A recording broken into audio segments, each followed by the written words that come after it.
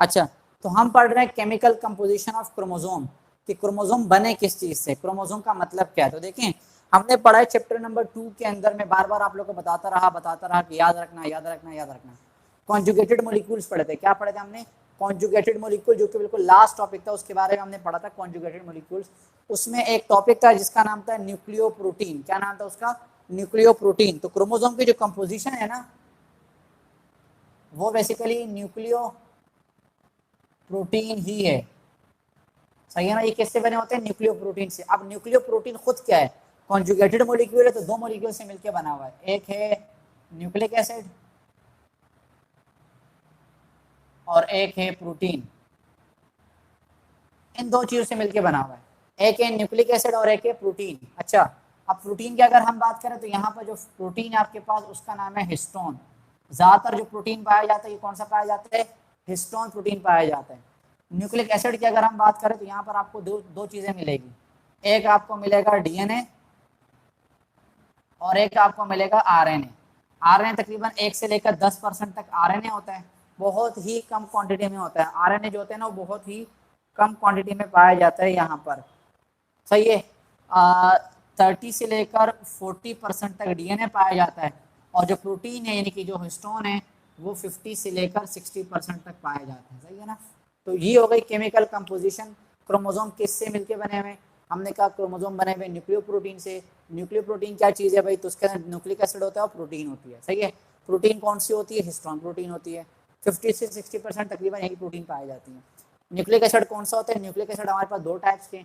Nucleic acid जो मैंने आपको पढ़ाया था, हमने पढ़ा था प्रोटीन, फिर हमने पढ़ा था कार्बोहाइड्रेट्स, फिर हम लोगों ने पढ़ा था लिपिड्स, और फिर हम लोगों ने पढ़े थे न्यूक्लिक एसिड।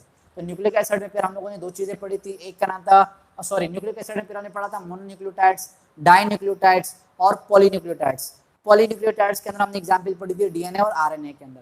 तो इन दोनों चीज़ों से मिलकर आपके पास क्रोमोसोम बनता है। अच्छा, याद रखना, क्रोमोसोम के अंदर ज़्यादातर जो पाई जाती है ना, ज़्यादातर जो पाई जाती है वो डीएनए ही पाई जाती है। आरएनए को हम काउंट नहीं करते, क्योंकि आरएनए मौजूद नहीं होती। ये नहीं कि आरएनए जो ना उसके अंदर ही होगा, नहीं। आरएनए सिर्फ न्यूक्लियस के अंदर होता है, जब उसको कॉपी करना होता है अपना मैसेज, तब वो आरएनए को बुलाता है, वरना आरएनए का इतना खास कुछ काम नहीं होता, सही है।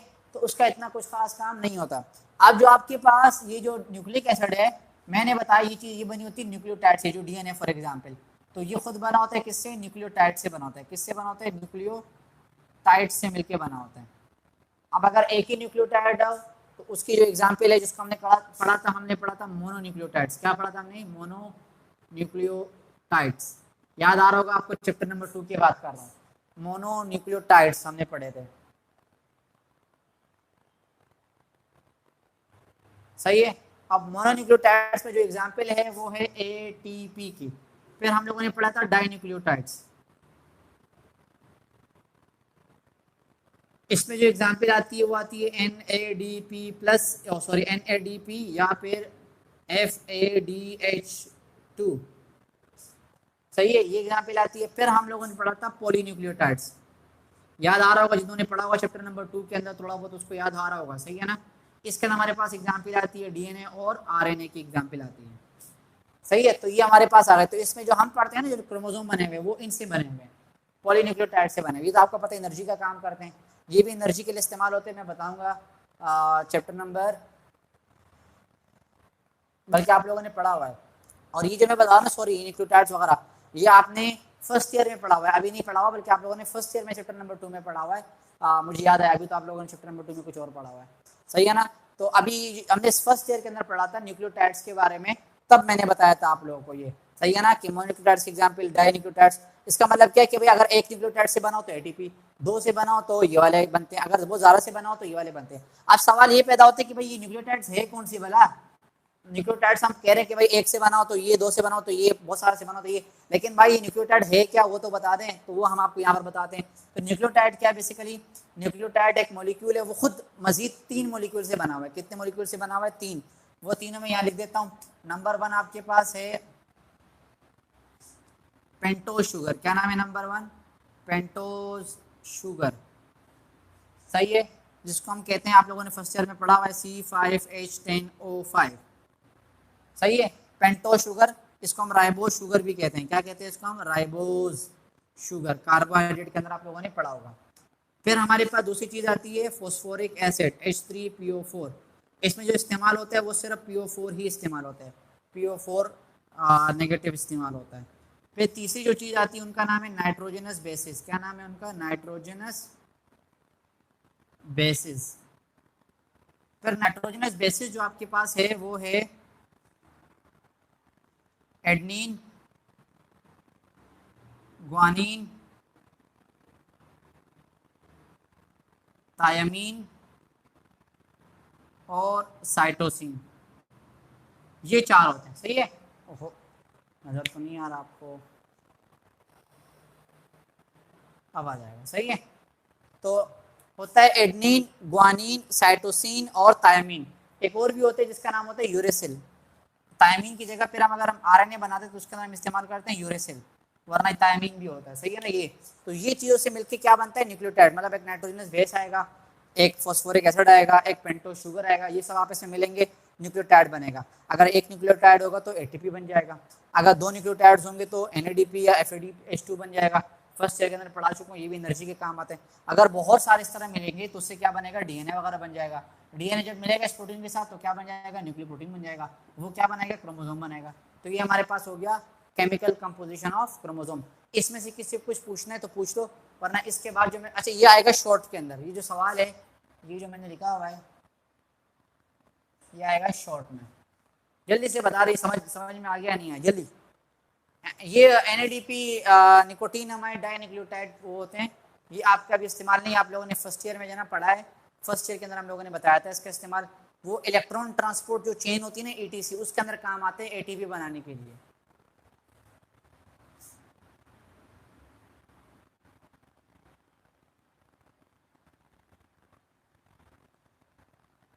सही है? बीच में लाइट पड़ रही है तो मैंने इसको स्किप कर दिया जगह को। तो अल्ट्रा स्ट्रक्चर ऑफ क्रोमोसोम ये आएगा लॉन्ग के अंदर, ये आएगा लॉन्ग में। सही है?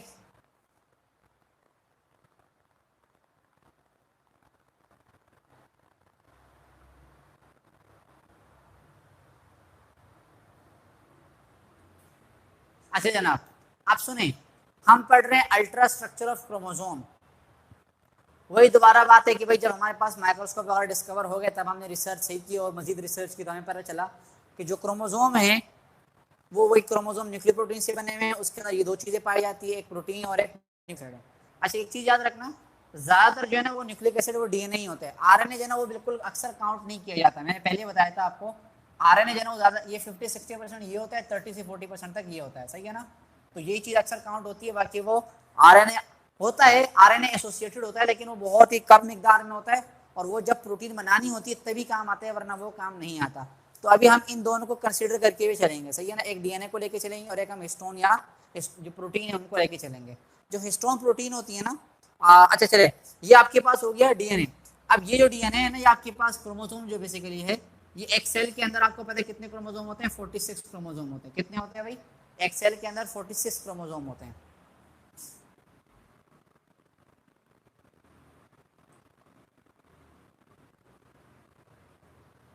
जूम सही है। और इस क्रोमोसोम के अंदर जो डीएनए होता है ना, डीएनए वो ये आपके पास क्रोमोसोम है। तो अगर मैं इसको बड़ा करके दिखाऊंगा तो इसमें जो आपको डीएनए नजर आएगा ना वो इस तरह से नजर आएगा, ड्यूप्लेक्स। इसको हम कहते हैं ड्यूप्लेक्स। क्या कहते हैं इसको हम? ड्यूप्लेक्स। आप अगर गौर से देखो तो इसमें दो, एक तो ये आपके पास आ गया और एक जने एक और दो लेयर आपको नजर आ रही है इस तरह से। सही है ना? तो ये जो दो लेयर है इसको हम क्या कहते हैं? ड्यूप्लेक्स कहते हैं। क्या कहते हैं इसको हम? ड्यूप्लेक्स। अब ये किस चीज से बना हुआ है इसको हम मजीद जाके पढ़ेंगे। इसको मैंने बता दिया किस चीज से बना हुआ है। ये डीएनए है। ये क्या है? तो डीएनए जो है ना वो ड्यूप्लेक्स की फॉर्म में होता है। कौन सी फॉर्म में होता है? ड्यूप्लेक्स की फॉर्म में होता है। और वो हिस्टोन प्रोटीन के साथ होता है और साथ में कुछ आरएनए भी मिला होता है जगह जगह पर। अब देखें हमारे पास एक सेल के अंदर जो 46 क्रोमोसोम है ना, अगर आप इसको निकालो, अगर आप इसको निकालो और इसकी लेंथ के बारे में स्टडी करो कि इसका लेंथ कितना है, तो ये एक ही सेल के अंदर, सिर्फ मैं एक सेल की बात कर रहा हूँ आपकी बॉडी के अंदर, सिर्फ और सिर्फ एक सेल के अंदर जो क्रोमोसोम पाया जाता है, मतलब एक सेल के अंदर जो न्यूक्लियस है उसके अंदर जो क्रोमोसोम है वो पाए जाते हैं। अगर उसको हम बॉडी सेल से बाहर निकालें और उसके लेंथ को मेजर करें कि भाई कितना लेंथ है, तो पता है कितने लेन में आएगा? आप लोग को हैरत होगी, तो वो आपके पास आता है 2 मीटर का। कितना आता है? 2 मीटर। 2 मीटर बहुत ज़्यादा होता है। 2 मीटर इज नॉट कम शॉर्ट डिस्टेंस, ये बहुत ही ज़्यादा है। या फिर आप इसको 7 फीट भी बोल सकते हो, ये 7 फीट भी होते हैं। 7 फीट या 2 मीटर। सिर्फ एक सेल की बात कर रहा हूँ। एक सेल के अंदर जो 46 क्रोमोसोम है, उनको अगर आप निकालोगे, उनको स्ट्रेच करके रख दोगे, तो उसका जो डिस्टेंस होगा वो 7 फीट होगा या फिर 2 मीटर तक हो सकता है। दिस इज बहुत ज़्यादा, दिस मतलब ये बहुत ही ज़्यादा है, सही है ना? This is huge amount of chromosome in a single nucleus. तो सवाल ये पैदा होता है कि भाई इतना सारा न्यूक्लियस के अंदर इतने सारा क्रोमोसोम, इतना ज़्यादा लेंथ का जो आपके पास थ्रेड है, ये एक छोटे से न्यूक्लियस के अंदर, एक छोटे से सेल के अंदर, और फिर उस छोटे से सेल के अंदर एक छोटा सा न्यूक्लियस है जो कि नजर भी नहीं आता, उसके अंदर फिट कैसे हुआ? तो ये सवाल पैदा होता है ना, आपके जहन में पैदा होगा। 2 मीटर 7 फीट का तो जो है ना, हमारा जो इरफान है, जो बॉलर है, वो होता है। डुप्लेक्स का मतलब होता है 2, हेलिकल स्ट्रक्चर तो होता है, डुप्लेक्स का मतलब है 2 लेयर। ये आपके पास एक इस तरह से, ये एक हो गया और एक ये वाला हो गया। जब ये दोनों प्लस करोगे तो एक तो ये आ जाएगा और एक इसके ऊपर ये आ जाएगा। तो ये होता है इस तरह। तो ये डुप्लेक्स है, 1 और 2 और ये डुप्लेक्स, ठीक है। तो जो 7 फीट का है ना, 7 फीट का, वो तो आपका जो बड़ा बॉलर है पाकिस्तान का सबसे, उसका नाम ही इरफान जो है, वो 7 फीट 1 इंच का है तकरीबन। तो अगर आप एक सेल में से क्रोमोसोम निकालोगे 7 फीट तक, बहुत ज़्यादा है यार। ये सवाल ये पैदा होता है कि भाई इतने छोटे से न्यूक्लियस के अंदर ये 7 फीट का न्यूक्लियस कैसे आया, क्यों आया? तो इसका जवाब है क्वाइलिंग। इसका जवाब क्या है? क्वाइलिंग है। अब वो क्वाइलिंग के बारे में पढ़ा रहा हूँ कि क्वाइलिंग किस तरह से होती है। तो इसको मैं मिटा देता हूँ अभी।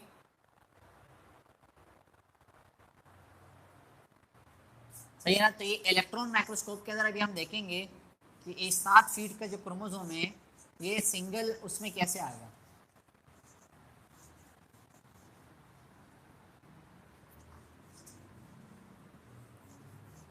तो देखें,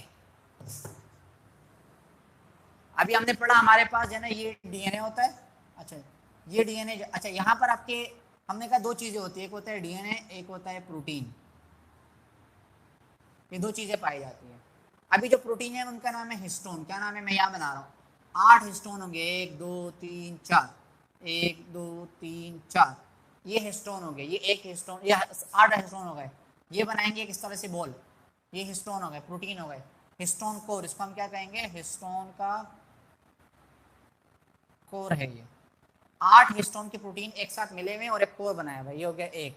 यहाँ जाओ भाई, 1 2 3 4, 1 2 3 4, ये मिल गया एक और। क्लियर हो गया? 2, 1 2 3 4, 1 2 3 4, ये हो गए 3। इस तरह से हिस्टोन के बहुत सारे कोर बनेंगे, प्रोटीन बनेंगे। फिर अभी हमने बात की डीएनए के बारे में। हाँ, 46 क्रोमोसोम की कंबाइन की बात कर रहा हूँ। अगर आप बुक के अंदर देखोगे तो बुक के अंदर लिखा हुआ है आपके पास कि if the strand of DNA from a single set of chromosome, sorry, ये सिंगल सेट की बात कर रहे हैं, ये पूरा का पूरा क्रोमोसोम की बात नहीं कर रहे। सिंगल सेट का मतलब है 2 क्रोमोसोम। आपके पास क्रोमोसोम पेयर के फॉर्म में पाए जाते हैं ना, तो ये है सिंगल सेट। तो आप सिर्फ 2 क्रोमोसोम में से निकालोगे तो वो 7 का होगा। तो आप अंदाजा लगा लो कि एक क्रोमोसोम का कितना होगा, 46 क्रोमोसोम का कितना होगा, वापस उसको मल्टीप्लाई करा लो ट्रिलियन से, तो कितना ज्यादा होगा। सिर्फ सेट की बात करें तो 2 क्रोमोसोम की बात करेंगे हम। सही है लाइबा? सही है, क्वेश्चन किया आपने तो ये क्लियर हो गया। अच्छा जनाब, अब हमने कहा ये हिस्टोन अभी क्या क्वाइलिंग होगी, क्या होगी? क्वाइलिंग होगी। तो क्वाइलिंग किस तरह से होती है? क्वाइलिंग इस तरह से होती है, यहाँ से जाएगा प्रोटीन, यहाँ से जाएगा क्या, जो आपके पास वो है डीएनए। ये डीएनए जा रहा है इस तरह, जा रहा है। जब ये यहाँ पर पहुंचा ना, ये डीएनए जा रहा है, अभी ये डीएनए जा रहा था, लेकिन जब ये जा रहा था ना तो ये यहाँ पर पहुंचा। अब जब इसको ये हिस्टोन प्रोटीन नजर आया ना, तो ये इसके अराउंड लिपट जाएगा। क्या हो जाएगा? इसके अराउंड लिपट जाएगा इस तरह से। फिर ये मजीद आगे जाएगा,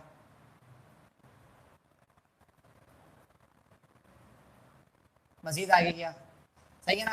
मैं सीधे सीधे बना रहा हूँ। फिर आगे गया, फिर नजर आया, फिर इसके अराउंड लिपट जाएगा इस तरह से।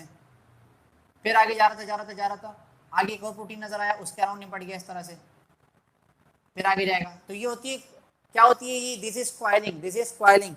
आप एक धागा लो और बीड्स ले लो छोटे छोटे, है ना, और आप उसके अराउंड लिपटाओ, जिससे कि मोतियों का हार नहीं होता, बीड्स का जो स्ट्रिंग का जो स्ट्रक्चर होता है, एक थोड़ा सा धागा आता है, फिर बीच में एक बीड आता है, स्ट्रिंग आती है, बीड आता है, फिर धागा आता है, फिर बीड आ जाएगी, फिर धागा आता है, फिर या मोती जो होता है या तस्वीर जो होते हैं, बिल्कुल ऐसे ही, तो इसको कहते हैं क्वाइलिंग। तो इस तरह, अच्छा देखिए यहाँ से ये प्रोटीन आ रहा है, ये सॉरी ये डीएनए आ रहा है, और ये प्रोटीन के अराउंड हिस्टोन के अराउंड क्या होगा, लिपट गया।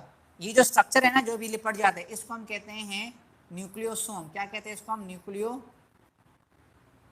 कहते हैं। क्या कहते हैं, न्यूक्लियोसोम कहते हैं। एक सेल में 46 क्रोमोसोम है बेटा, ये सवाल करने, ये तो बहुत आसान चीज है, एक सेल के अंदर 46 क्रोमोसोम है।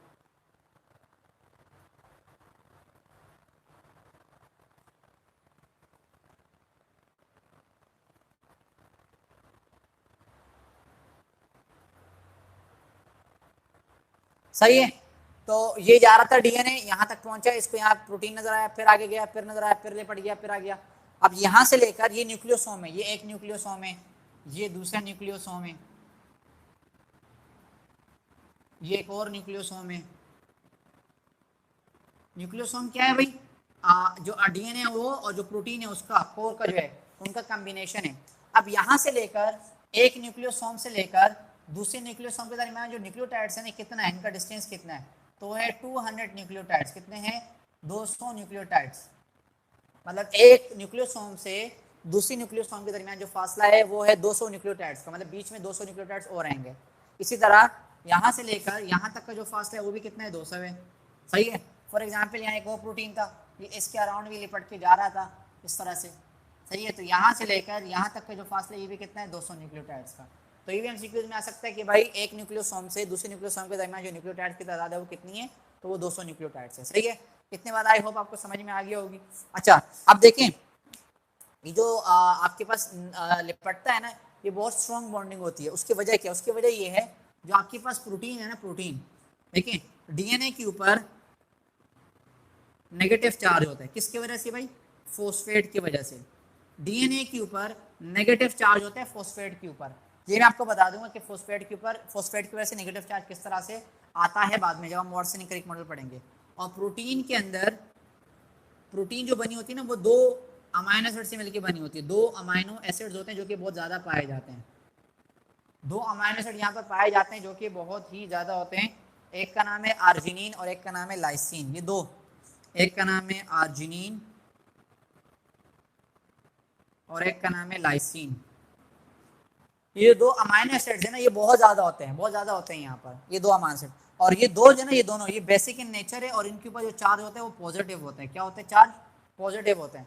अब आपको बेसिक रूल तो पता है कि पॉजिटिव और नेगेटिव एक दूसरे को अट्रैक्ट करते हैं। क्या करते हैं, एक दूसरे को अट्रैक्ट करते हैं। तो ये यहाँ पर ये जो बॉन्ड होगा ना, ये बहुत अट्रैक्शन वाला होगा, बहुत फोर्सफुली होगा।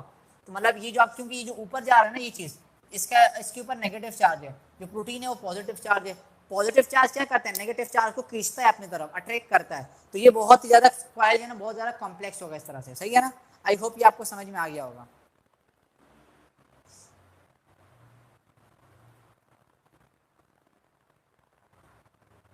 सही है, अब ये तो समझ में आ गया। अब होगा क्या, ये जो आपके पास इस तरह से स्ट्रक्चर नजर आएगा ना, फॉर एग्जाम्पल मैं यहाँ बना रहा हूँ, देखें ये आपके पास बीच में हिस्टोन, बीच में न्यूक्लियोसोम, न्यूक्लियोसोम, न्यूक्लियोसोम, न्यूक्लियोसोम, इस तरह का स्ट्रक्चर आपको नजर आ जाएगा। सही है, अब ये बहुत बड़ा स्ट्रक्चर नजर आएगा आपको इस तरह से प्रोटीन। ये एक मरतबा क्वाइल हो गया, अब इसके अराउंड क्वाइल हो गया। अब होगा दोबारा सुपर क्वाइल होगा। अब क्या होगा, ये सुपर क्वाइल होगा। सुपर क्वाइल का मतलब क्या होता है कि भाई देखो ये आ रहा है ना इस तरह से, हो गया। अब ये दोबारा इसके ऊपर लिपट जाएगा इस तरह से, ये हो गया, ये हो गया, ये हो गया, फिर जाएगा, फिर जाएगा, फिर जाएगा, फिर जाएगा, फिर जाएगा, फिर जाएगा, इस तरह से। तो ये क्वाइल, पहले यहाँ क्वाइल हुआ था, इसके अराउंड क्वाइल हुआ है ना, ये क्वाइल हुआ है इसके अराउंड, और फिर ये सुपर क्वाइल होगा। एक एक के ऊपर जो है रेप होता जाएगा, और रेप इस तरह से जो है रेप होता जाएगा। ये प्रोटीन आ गया न्यूक्लियोसोम, फिर आएगा, फिर आएगा, फिर आएगा। तो इस तरह से बहुत ज़्यादा कॉम्प्लेक्स स्ट्रक्चर बनाता है। क्या बनाता है, बहुत ज़्यादा कॉम्प्लेक्स स्ट्रक्चर बनाता है, जो कि आगे जाके क्रोमोसोम की शक्ल इख्तियार कर लेता है। सही है, तो ये क्वाइल होता है और फिर सुपर क्वाइल होता है, जिसकी वजह से इतना सारा जो डीएनए होता है वो एक, जितना सारा जो आपके पास न्यूक्लियोटाइड्स होते हैं वो एक ही क्रोमोसोम के अंदर, वो एक ही न्यूक्लियस के अंदर आते हैं। सही है, तो इसका रीजन यही है। सही है, आई होप ये समझ में आ गया होगा। अब सुने, यहाँ एक चीज समझना, आपके पास दो किस्म के क्रोमोसोम होते हैं, एक कहलाता है यूक्रोमेटिन और एक कहलाता है प्रोटो हेट्रोक्रोमेटिन। दो किस्म के पाए जाते हैं। ये मैं मिटा देता हूँ यहाँ से तो आपको समझ में आ जाएगा थोड़ा सा।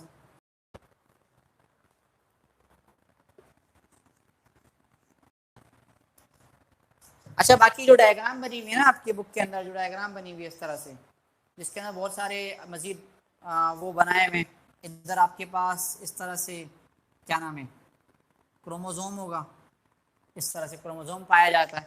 उस क्रोमोसोम को जब खोला हुआ है ना तो इनको ऐसे स्ट्रक्चर नजर आ रहा है, ये वाला, सही है ना। तो वो बेसिकली इसी का है, इसी तरह का स्ट्रक्चर नजर आ रहा होगा आपको, ये आपको बुक के अंदर डायग्राम मिल जाएगी, सही है ना। फिर इसको जब मजीद थोड़ा सा पार्ट खोला तो उसको मजीद इस तरह से बहुत सारे स्ट्रक्चर नजर आए, उनको क्रोमेटिन मटेरियल नजर आया इस तरह से, सही है। फिर जब उनको मजीद खोला तो इसमें से दोबारा जब एक स्ट्रक्चर उठाया तो इसके अंदर इस तरह से स्ट्रक्चर नजर आया आपको, मजीद छोटा स्ट्रक्चर नजर आया। फिर उसको जब मजीद खोला तो इसके अंदर आपको इस तरह से ये जो मैंने बताया ना अभी बीट जीट स्ट्रक्चर, ये वाला, ये आपको नजर आया इस तरह से।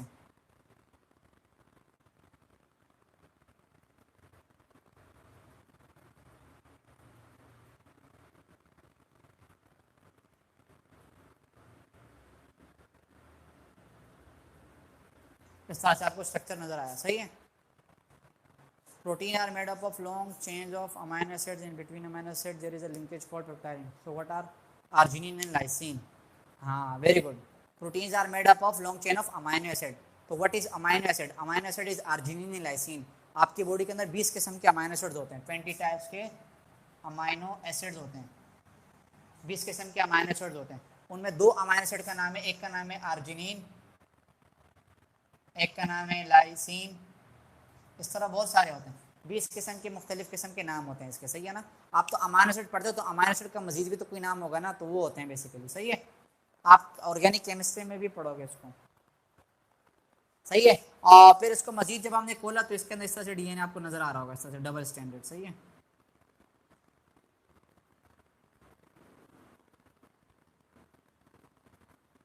इस तरह से डबल स्टैंडर्ड डीएनए नजर आ रहा होगा।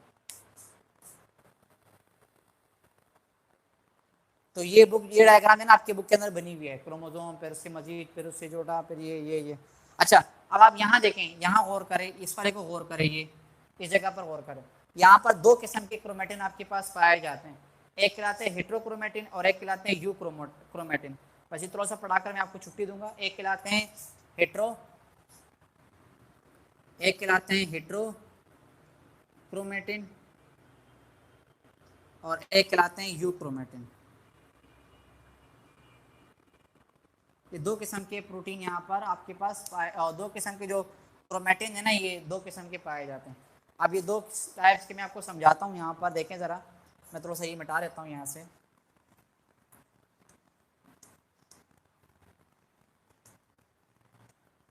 देखें, हम कहते हैं डीएनए मौजूद है ना, डीएनए। तो इस डीएनए का काम क्या है? डीएनए के ऊपर होते हैं जीन्स। क्या होते हैं? जीन, जो कि इंफॉर्मेशन होती है वो कन्वर्ट होता है एमआरएनए के अंदर। वो एमआरएनए में, ये आप लोगों ने ट्रांसक्रिप्शन ट्रांसलेशन पढ़ा हुआ, तो ये होती है ट्रांसक्रिप्शन। इसकी जो इन्फॉर्मेशन होती है ना वो इसमें कॉपी हो जाती है। क्या हो जाती है? कॉपी हो जाती है। ये एमआरएनए आता है राइबोसोम के पास और वहाँ वो बनाता है प्रोटीन बनाता है। क्या बनाता है? इसको हम कहते हैं ट्रांसलेशन। क्या कहते हैं इसको? हम ट्रांसलेशन कहते हैं, सही है।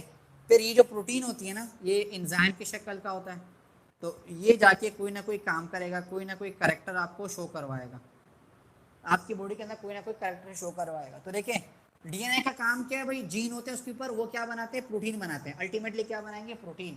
तो ये जो दो टाइप्स है ना, इसमें एक ऐसे हैं जो कि प्रोटीन बना सकते हैं, एक ऐसे जो कि प्रोटीन नहीं बना सकते हैं। तो ये जो यू है ना, यू क्रोमेटिन, ये वाले हैं और ये प्रोटीन बना सकते हैं। और ये जो हेट्रोक्रोमेटिन है, ये वाले हैं और ये प्रोटीन नहीं बना सकते। सवाल ये पैदा होता है कि ये प्रोटीन क्यों नहीं बना सकते और ये प्रोटीन क्यों बना सकते हैं? तो बहुत आसान है। प्रोटीन बनाने के लिए ये जो आपके पास इंफॉर्मेशन होती है ना, इसको एमआरएनए में कन्वर्ट करना होता है।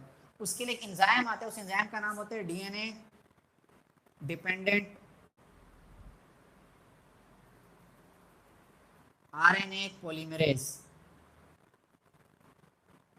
ये एक एंजाइम आता है, DNA dependent RNA polymerase. This is an enzyme. ये एंजाइम जो है ना, ये आएगा और इसकी इंफॉर्मेशन कॉपी करने के लिए, जो हमने पहले भी पढ़ा हुआ है, हो सकता है मैंने पढ़ाया हो,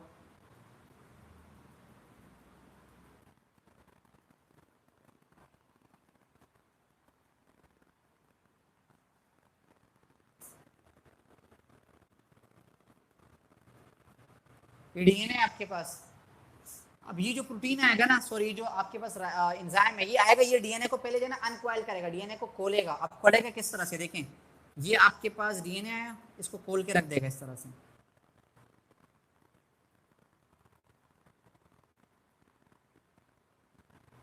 इस तरह से ये इसको ओपन करेगा, क्या करेगा, ओपन करेगा। और यहाँ के लगा हुआ ये, this is the enzyme, this वाला एंजाइम, ये एंजाइम आता है ना, और जैसे आप अपने बैग का जिप खोलते हो ना, बिल्कुल ऐसे सेम टू सेम ये क्या करेगा, डीएनए को यहाँ से खोलता हुआ आएगा।